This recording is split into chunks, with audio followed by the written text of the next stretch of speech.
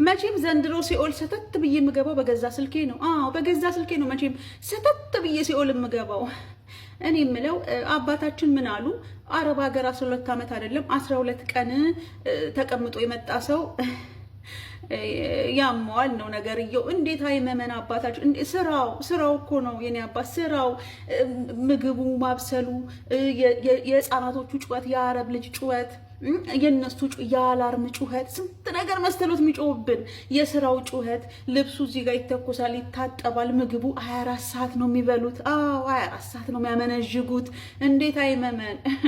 አረብ ሀገር የቀመሰ ሰው ነው የሚያውቅ። አንድ ቀን እንኳን ያጠሽሻል የአረብ ሀገር ሰው ማለት ነው። እና አረብ ሀገር የምንኖር እኛ ነን የምናውቀው ህመሙን። እና ግድ የለም ይሁን እስቲ ሰተንም ተሰድበንም ይሁን ማናየበት። አይ ቡና የቀዘቀዘ ከእናንተ ጋር ተስ አንቺ ደግሞ ማለት ነው። አንቺ ደግሞ ቆይ እስቲ አንዴ ፉት ልበል።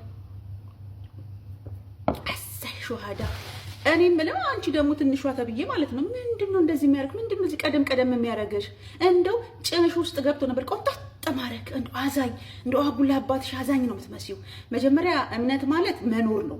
መኖር ኖረሽ አሳዩ እምነትሽን። እንደው ነጠላ በለበሰ እንደው በተሹሞ ነው ምን አይደለም አንቺ እንደው እንዴት አንጀቴን ቅጥል እንዳልከው ቅድም ጥፍ እንደው ስርዓት ያዥ አንቺ ሸዋዳ ደሄ መቼ የሚችል አንድ ቀን እቺ ወተሽ አሁን እንዲሙት ሞግቻ ተተሽ በሆነ ጊዜ ላይ ጠቅማሻለች፣ በሆነ ጊዜ ላይ ገበናሽን ሸፍናሻለች። አሁን እኮ ልጅቷ እያለች ያለችው እንትኔን ስጡኝ ነው የሚገባኝን ሀቄን ስጡኝ ነው እንጂ እኮ ኃጢአቴን አውሩልኝ አላለች። የሚችል ኃጢአቷን እኮ ነው ያወራችሁት እንደ አባት ያው ሃይማኖት አባት እንደዚህ በዚህ ልክ አባት ልጁን ገበናውን ያወጣል። አባቴ እኔ አልናገርም ብያለሁ እኮ ተናግሬያለሁ። ዘንድሮ በገዛ ስልኬ ነው የምቀሰፈው፣ በገዛ ስልኬ ነው ሲኦል በቃ ክፍት ብሎ የሚጠብቀኝ በዚሁ በስልኬ። ሹሃዳ እንዳንናገር እያየን ነው እየሰማን ነው። አንናገርም እንዳንን አንችል አይደረግም አባታችን። ከእንደገና ደግሞ እኛንም የተናገሩት ነገር አግባብ አይደለም እንዴ። ስንሰጥ ብቻ ጩሃንን ስንሰጥ በሽተኞች አይደለንም። ሳንሰጥና ወይ ደግሞ መብታችንን ስንጠይቅ በሽተኞች ነን። ያማቸዋል። አይ እንደው እሱ የሰማይ አምላክ እሱ ይፍረድ። እንደው እውነት አንዳንዴ ሳስበው እንደው ጋይስ እንደው ከጤናችን አልሆነን ከብራችን አልሆነን ከስራችን እንደው ከምንም ያልሆነን ሰዎች አይ ሹሃዳ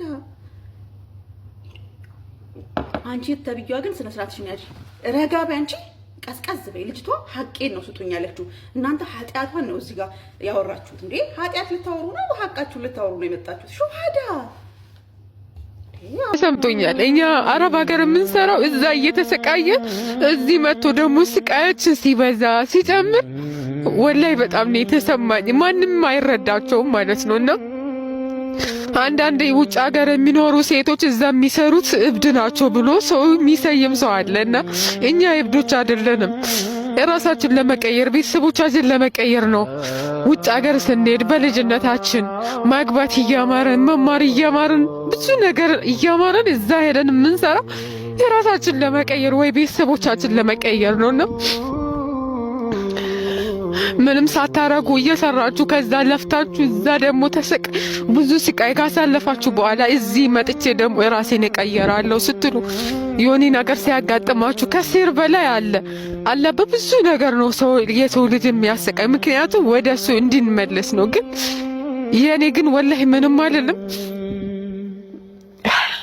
አልሐምዱሊላህ ረብል ዓለሚን። ውድ አሰላሙ አለይኩም ወራህመቱላሂ ወበረካቱ። ክርስቲያን ወገኖች ሰላም ብያለሁ። እንዴት ናችሁ? እኔ ያለሁ አልሐምዱሊላህ። ለቻናሌ አዲስ ሆናችሁ ሰብስክራይብ አድርጉልኝ፣ ኮሜንት ስጡኝ፣ ላይክ እያደረጋችሁ አበረታቱኝ ማለት ፈልጋለሁ። ከአረብ ሀገር የሚሄዱት ሰዎች ላይ ለምንድን ነው እንዲህ ግን ጭካኔ? ሁሉም ነገር በቃ ቤተሰብ እንኳን የሚጨክነው ለምንድን ነው? ሁሉም ነገር እኛ ላይ ሲሆን ነው እንደሚበረታብን እና በጣም ከባድ ነው እውነት። ብዙዎቻችን ከዚህ ስንል መጥፎ ነገር ነው የሚያጋጥመን እና አላህ መጨረሻችን አሳምርልን። እንደው ምናችንም አያምርም። በሰው ሀገር እንዴት ተንከራተን የሰዎቹን ጩኸት፣ የልጆችን ንቀት፣ የስራው ብዛት ሁሉም ነገር ችለን ቤተሰቦች አለን ብለን ሀገር አለን የሰራነው ነገር አለን ብለን ስንል እንዲህ ቤተሰቦቻችን የሚያስለቅሱን ከሆነ እውነት በጣም ከባድ ነው። በቃ እድላችን ነው፣ ምንም ማድረግ አንችልም። ያልተበላን ደግሞ ማጠንቀቅ ያለብን ነገር ይመስለኛል። ተጠንቀቁ። ለማንኛውም ሰው የሆነ ነገር እኛ ላይ ግዴታ እስከሚደርስ መጠበቅ የለብንም። ከሰዎች አይተን መማር አለብን። እኛ እዚህ እውነት ትንሹ እንኳን ብትን አይደለም የ12 ዓመት የ10 ዓመት ደሞዝሽን እንዲህ ተጠግረሽ የምታመጪው እንትና ትንሹ እንኳን የአንድ ወር እንኳን ያሳዝናል። የምር የአንድ ወር እንኳን በጣም ያሳዝናል። እና ጸሎት አድርጉ። ፈጣሪ ከእንደዚህ አይነት ነገር ይጠብቀን። አላህ ከእናንተ ጋር ይሁን። ቅመሞቼ